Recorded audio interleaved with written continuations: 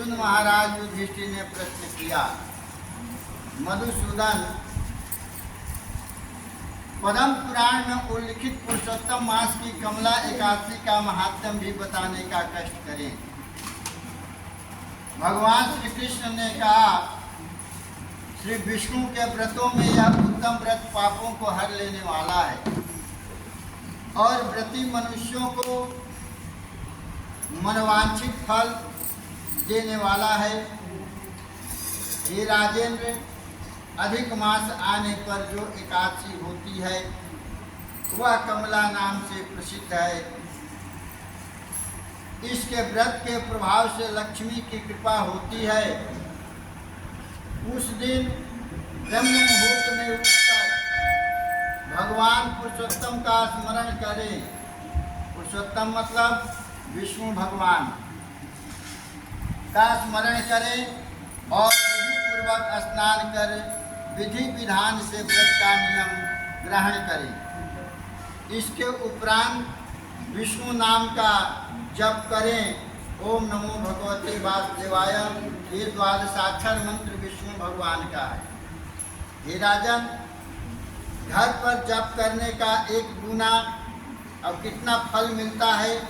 कोई भी शुभ काम करने में भगवान के प्रति अब इसमें आया है कि घर पर जप करने से एक गुना, नदी के तट पर 2 गुना, गौशाला में सहस्त्र गुना, मतलब सहस्त्र मतलब 1000 गुना, अग्निहोत्र गृह में 1100 गुना होता है। अग्निहोत्र मतलब जहाँ हवन होता है हमेशा, वहाँ अगर जप करने से 1100 गुना लाभ होता है।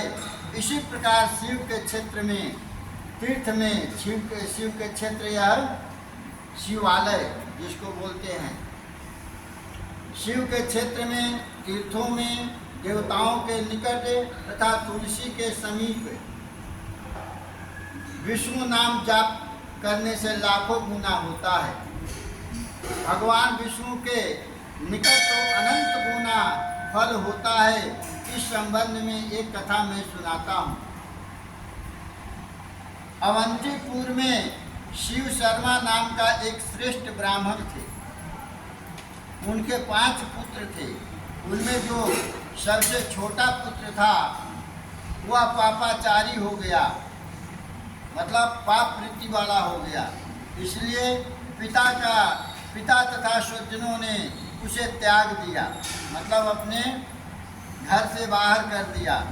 अपने बुरे कर्मों के कारण निर्वासित होकर वह बहुत दूर वन में चला गया।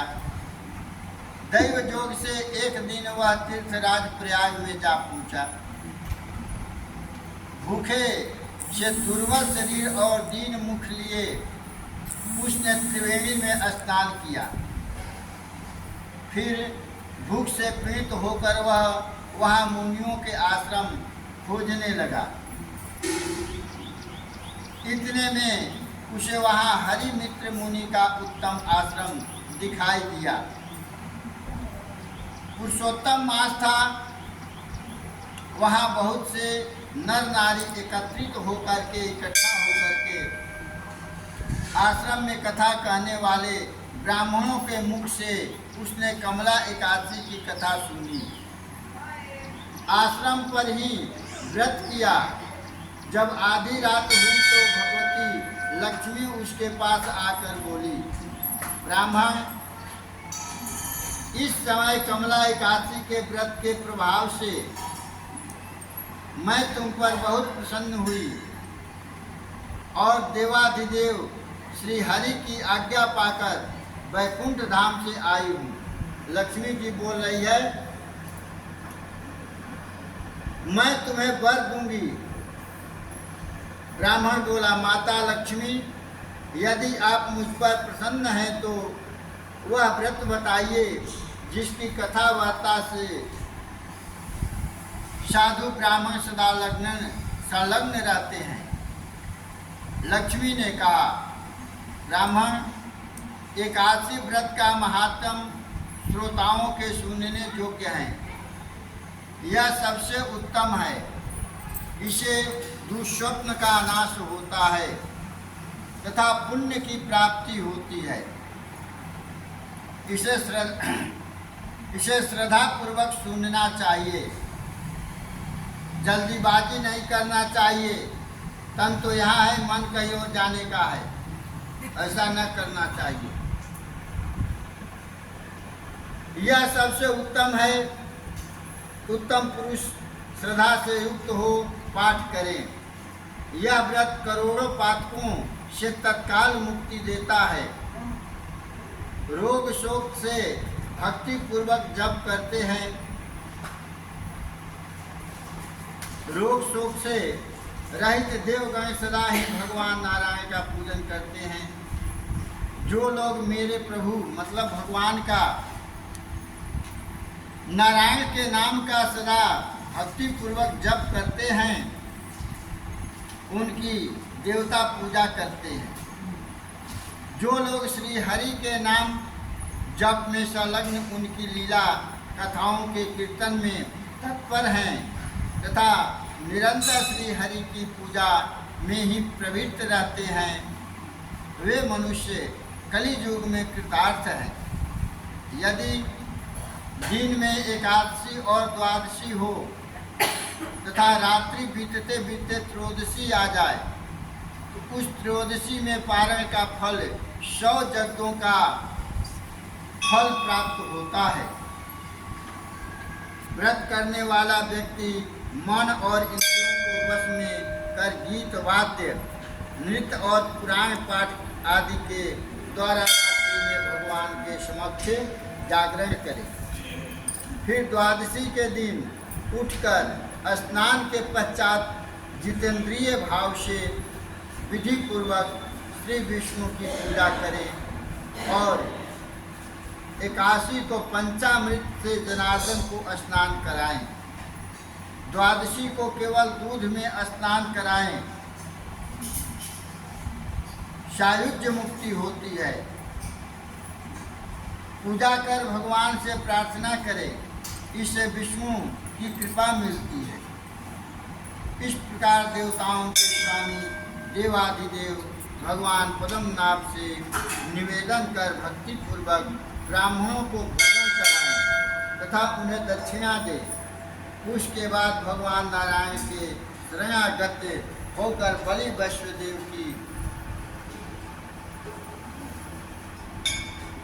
से पंच महायज्ञों का अनुष्ठान करें, पूजन करें, स्वयं व्रत करें और मौन रहकर ध्यान करें। इसके बाद अपने बंधु बांधवों के साथ भोजन करें। इस प्रकार जो शुद्ध भाव से पुण्यमय एकादशी का व्रत करता है वह बार बार जन्म लेने की नियति से रहित वैकुंठ धाम को प्राप्त होता है।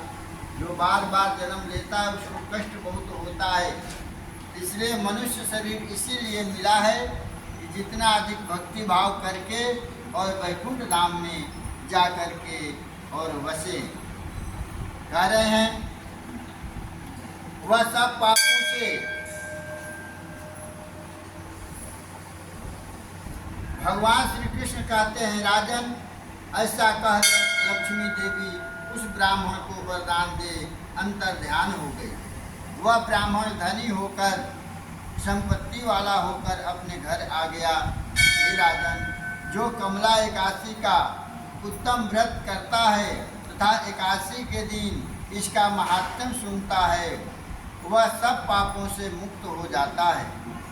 युधिष्ठिर बोले, जनार्दन, पाप का नाश और पुण्य का दान करने वाली अन्य एकादशी के महात्म्य का भी वर्णन कीजिए।